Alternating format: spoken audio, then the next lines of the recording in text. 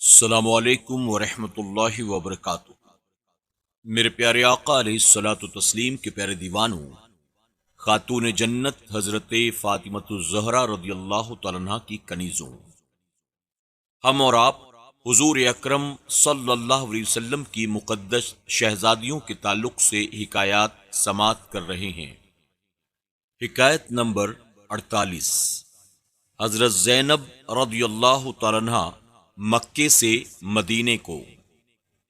حضور اکرم صلی اللہ علیہ وسلم نے ابو العاص کو رہا کرنے کے بعد حضرت زینب رضی اللہ تعالیٰ عنہ کو مکے سے مدینے لانے کے لیے ابو العاص کے ہمراہ حضرت زید بن حارثہ کو بھی روانہ کیا اور ہدایت کی کہ تم بطن، یعنی ایک جگہ کا نام ہے بطن، وہاں پر ٹھہر کر انتظار کرنا۔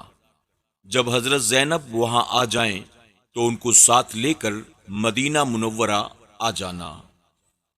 جب حضرت ابو العاص نے مکہ پہنچ کر حسب وعدہ حضرت زینب رضی اللہ تعالیٰ عنہ کو اپنے چھوٹے بھائی کنانہ کے ساتھ مدینہ منورہ جانے کی اجازت دی، حضرت زینب اپنے دیور کے ساتھ جب مکے کو روانہ ہوئی تو قریش مکہ میں خلبلی مچ گئی۔ چنانچہ کافروں کی ایک جماعت ان کے تعاقب، یعنی ان کا پیچھا کرنے کے لیے نکلی اور مقام طوبہ میں ان کو گھیر لیا۔ ایک کافر نے حضرت زینب پر نیزے سے حملہ کر دیا، وہ اونٹنی سے زمین پر گر گئیں۔ آپ حاملہ تھیں، آپ کا حمل ساقط ہو گیا، چوٹ بہت زیادہ آئی۔ کنانہ نے ترکش سے تیر نکالا اور کہا، اب کوئی میرے قریب آئے گا تو میرے تیروں کا نشانہ بن جائے گا۔ لوگ منتشر ہو گئے اور کنانہ حضرت زینب رضی اللہ تعالیٰ عنہ کو ساتھ لے کر بطن تک پہنچے، حضرت زید بن حارثہ کے سپرد کر کے واپس چلے گئے، جو حضرت زینب رضی اللہ تعالیٰ عنہ کو ساتھ لے کر مدینہ منورہ پہنچ گئے۔ سبق: ابو العاص نے اپنا وعدہ پورا کر دکھایا اور حضرت زینب کو اپنے مقدس باپ کے پاس مدینہ منورہ بھیج دیا۔ اس کا صلہ خدا تعالی نے ابو العاص کو یہ دیا کہ آپ دولت اسلام سے بہرہ ور ہوئے، جیسا کہ آگے بیان آتا ہے۔ یہ بھی معلوم ہوا کہ کفار بڑے ہی ظالم اور سنگ دل ہوتے ہیں اور عورتوں پر بھی ہاتھ اٹھانے سے نہیں چوکتے۔ مسلمان کا کردار بلند ہے، وہ کبھی کسی کمزور پر ہاتھ نہیں اٹھاتا۔ مسلمان کسی کو ستاتے نہیں، مسلمان کسی کو ستاتے نہیں، وہ کمزور پر ہاتھ اٹھاتے نہیں۔ حکایت نمبر 49۔ ابو العاص کا اسلام لانا۔ ابو العاص کو حضرت زینب رضی اللہ تعالیٰ عنہ سے بہت محبت تھی اور ان دونوں نے آپس میں بڑے خوشگوار دن گزارے تھے۔ اس لیے حضرت زینب کے مدینے چلے جانے کے بعد حضرت ابو العاص مغموم رہنے لگے۔ ابو العاص تجارت اور امانت داری کے معاملے میں بہت امین مشہور تھے۔ اہل قریش اپنا تجارتی مال ان کے ساتھ فروخت کرنے کے لیے بھیج دیا کرتے تھے۔ ایک مرتبہ قریش کے ایک قافلے کے ساتھ وہ شام کی طرف روانہ ہوئے تو حضور اکرم صلی اللہ علیہ وسلم کو اس کی خبر پہنچی۔ حضور اکرم صلی اللہ علیہ وسلم نے زید بن حارثہ کو 170 سوار کے ساتھ ان کے تعاقب کے لیے بھیجا۔ چنانچہ مقام ہیس میں دونوں قافلے ایک دوسرے سے دو بدو ہوئے۔ سواران اسلام نے مشرکین کو گرفتار کر لیا اور جو کچھ مال ان کے پاس تھا اس پر قبضہ کر لیا، لیکن ابو العاص سے کسی قسم کی مزاحمت نہ کی۔ ابو العاص قافلے کا یہ حشر دیکھ کر مدینہ منورہ پہنچے اور حضرت زینب نے انہیں پناہ دے دی۔ حضرت زینب نے حضور اکرم صلی اللہ علیہ وسلم سے سفارش کی کہ اس قافلے کا سارا مال قافلے والوں کو واپس کر دیا جائے۔ حضور اکرم صلی اللہ علیہ وسلم نے مجاہدین کے پاس کہلا بھیجا تو سب نے اسے بخوشی قبول کر لیا۔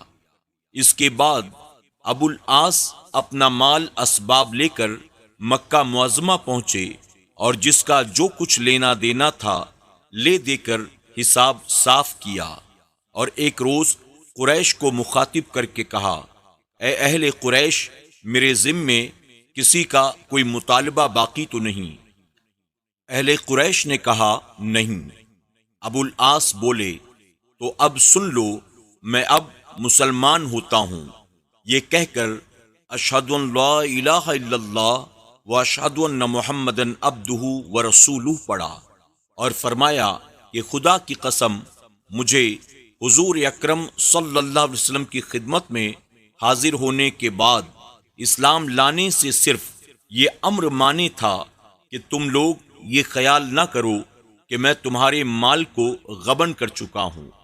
اب جب کہ میں نے تم سب کا مال لوٹا دیا، اب کوئی وجہ نہیں میں بے باک ہو کر اسلام قبول نہ کروں۔ سبق: حضرت ابو العاص رضی اللہ تعالیٰ عنہ بڑے خوش نصیب ثابت ہوئے۔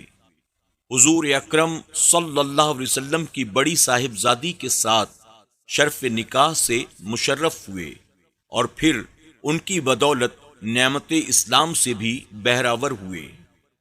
حضور اکرم صلی اللہ علیہ وسلم کا اپنی صاحبزادی کا ایک مشرک سے نکاح کر دینا ایک تو اس وجہ سے تھا کہ یہ نکاح قبل از اظہار نبوت یعنی حضور کے اعلان نبوت سے پہلے ہوا تھا۔ اس وقت تک کافروں کو بیٹی نہ دینے کا حکم نازل نہیں ہوا تھا۔ دوسرا یہ کہ حضور اکرم صلی اللہ علیہ وسلم کو علم ما کان وما یکون حاصل تھا۔ حضور اکرم صلی اللہ علیہ وسلم کو یہ علم تھا کہ ابو العاص آخر کار حلقہ بگوش اسلام ہو جائیں گے۔ یہ بھی معلوم ہوا کہ اسلام لانے والوں پر اول ہی سے کافروں نے بڑے بڑے ظلم و ستم توڑے ہیں، یہاں تک کہ حضور اکرم صلی اللہ علیہ وسلم کی بڑی صاحبزادی کو نیزہ مار کر اونٹنی سے زمین پر گرا دیا گیا، جس سے آپ کو بے حد تکلیف پہنچی، بلکہ تکلیف سے آپ بیمار پڑیں اور حضرت ابو العاص کے اسلام لانے کے بعد تقریباً 1.25 سال تک زندہ رہ کر اسی بیماری کی وجہ سے آپ وصال فرما گئیں۔ انا للہ و انا الیہ راجعون۔ یہ شہادت گہے الفت میں قدم رکھنا ہے، یہ شہادت گہے الفت میں قدم رکھنا ہے، لوگ آسان سمجھتے ہیں مسلمان ہونا۔